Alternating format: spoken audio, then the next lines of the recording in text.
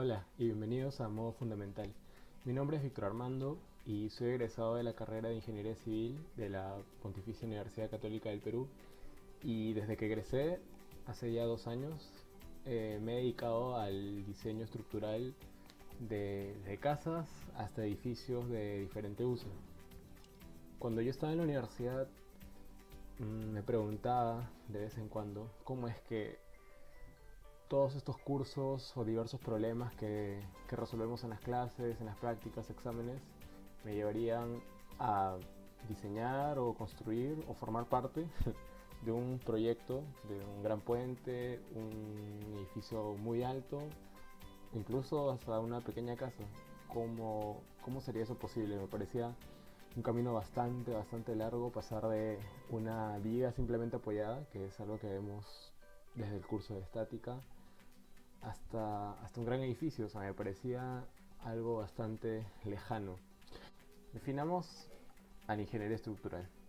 Ingeniería estructural es la rama de la ingeniería civil que ocupa el análisis y diseño de la estructura o soporte de diferentes tipos de obras civiles, ya sea puertos, edificios, puentes, etcétera, haciendo uso de diversos conceptos teóricos basados en la resistencia de materiales, modelamiento numérico, análisis estructural, física, etcétera, así como de herramientas computacionales y las normas de construcción vigentes.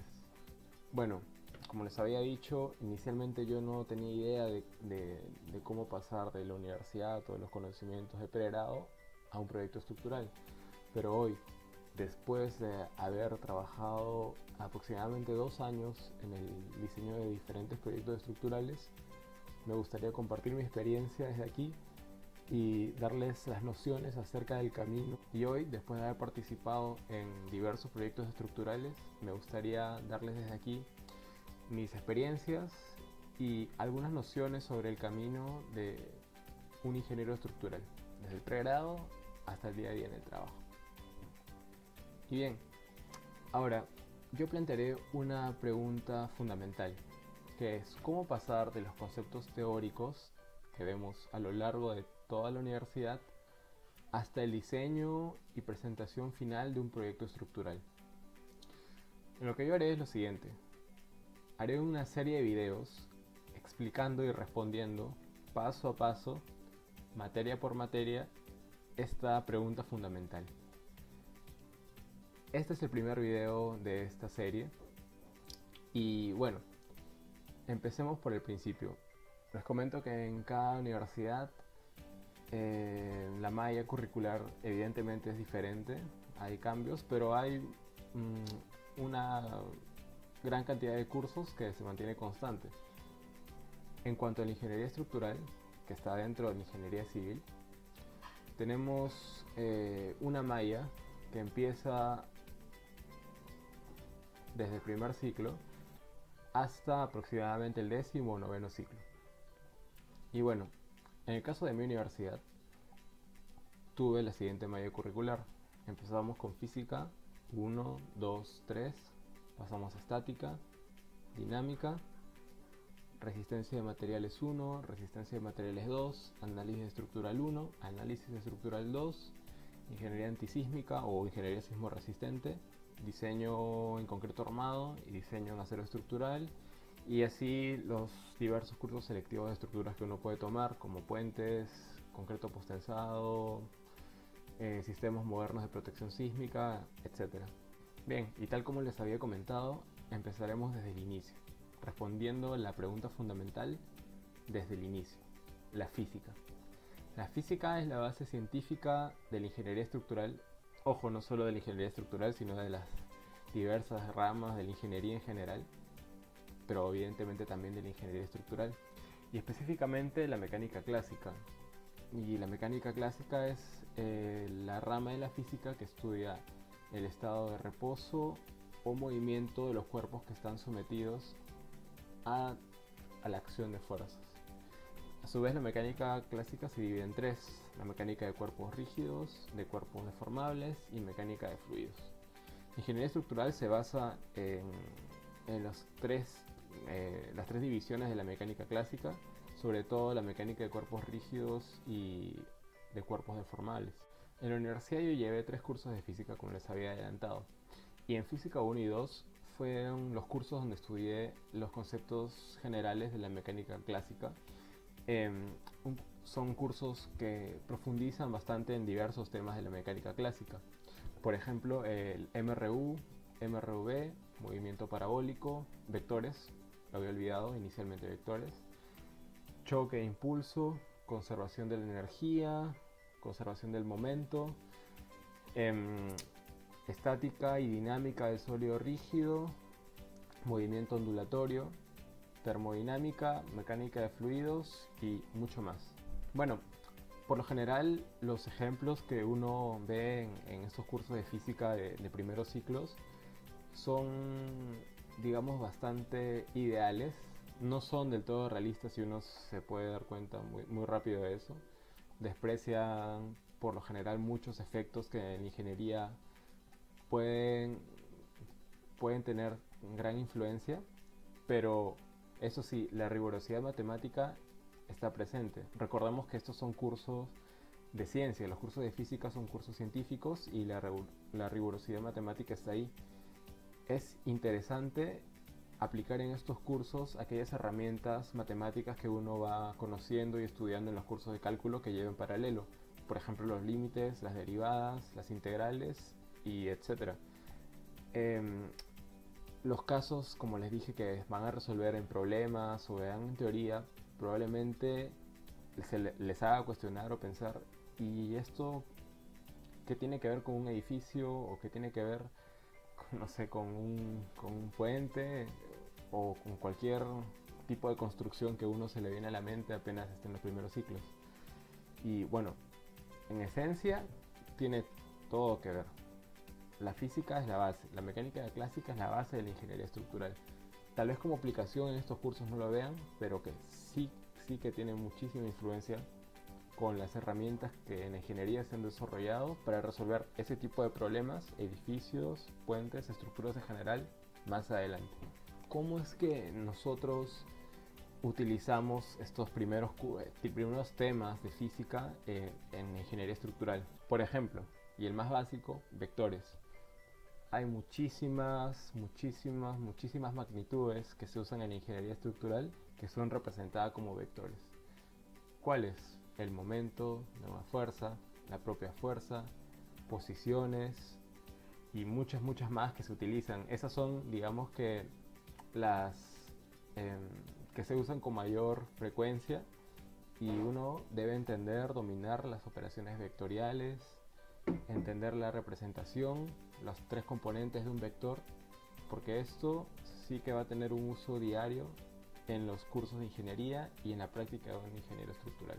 Otro tema muy importante en los cursos que se ve en los cursos de física es la estática del sólido rígido, más allá de la estática de objetos puntuales, porque aquí empezamos a ver elementos que van más allá de un solo punto. Ustedes recordarán en los primeros cursos, los primeros temas que se ven de física, por ejemplo una pequeña pelota que les ponen como de manera ideal, va a cierta velocidad y luego o está aplicada a cierta fuerza, etc. Pero son objetos puntuales que se pueden representar por un punto en el espacio. En la estática del sólido rígido vemos elementos con determinada longitud. Por ejemplo, aquí tengo un lapicero. Empezamos a ver elementos tipo barra que tienen una longitud y que implican muchas más cosas ya en la dinámica. Y es el primer atisbo de realidad que se ve en un curso de física, porque evidentemente todos los elementos tienen por lo menos, o se pueden representar por lo menos con una dimensión espacial. Entonces, una viga, por ejemplo, podría representarse como una barra, un elemento de una dimensión espacial. Y bueno, otro tema que es de bastante importancia y que se ve en estos cursos es la dinámica del sólido rígido. Por lo general, los ejemplos que se ven en este tema son bastante complicados, son sistemas un poco rebuscados, poco realistas, la verdad, pero uno podría preguntarse cómo, si yo veo una estructura, un edificio, lo veo ahí quieto, sin hacer nada, eso sí soportando muy bien las cargas, no entiendo dónde está la dinámica. Y bueno, aquí viene lo interesante, y es un error que yo también solía cometer al pensar, al ver el edificio o los edificios así, quietos. Y es que estamos despreciando o olvidando el sismo.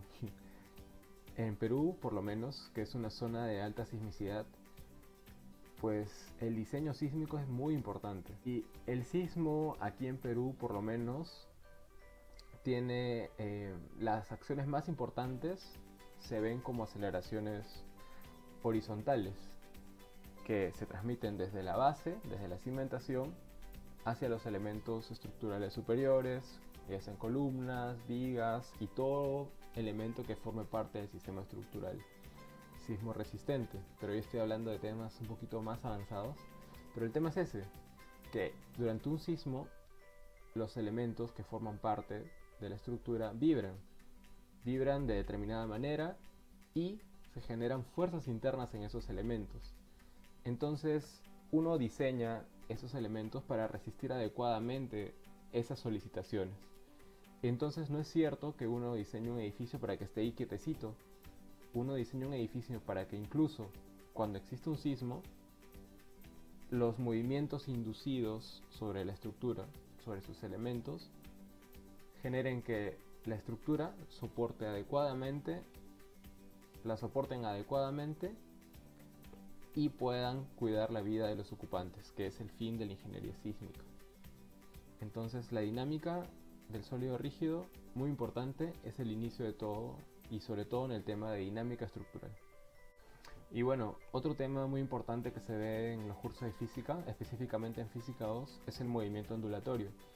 El movimiento ondulatorio abarca desde el movimiento armónico simple, que desarrolla la dinámica de un elemento de masa m con una rigidez k, que es la manera usual en que se denominan a estas componentes, al hacer movimientos oscilatorios